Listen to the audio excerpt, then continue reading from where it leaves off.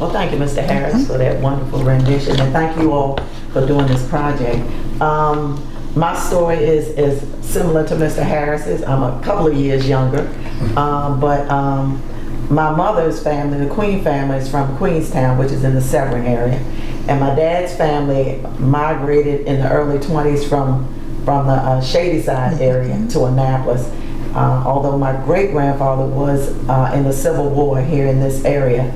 But anyway, they met at the Wally H. Bates High School that Mr. Harris mentioned, which from what I gather and from what I know, a lot of the couples did and ended up getting married. And my parents initially, when my dad was in the service, after that, they moved to Cherry Hill in Baltimore. So sometimes I tell people I'm from Baltimore, but I'm really not. I was there for 9 months of my life. I don't remember anything, but sometimes it's convenient. But anyway, so in 1955, my dad was a builder and he worked for the Maryland Road Company. My mother was teaching at Bates High School, so my dad built some homes on Bowie Avenue in Parole.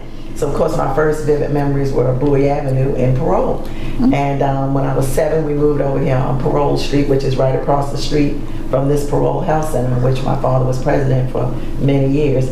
But anyway, I too attended Parole Elementary School, and in 1966 graduated, went on to Annapolis Junior High School, and 66 was a tough year. It was the year of desegregation, and that was extremely hard. Children were being kicked out of school in junior high. Yeah. We then moved on to Annapolis High School in 69, and the first month of school there was a race riot. So it was a really, really tough time. There were a lot of stories I could tell you about that, but it's really kind of painful.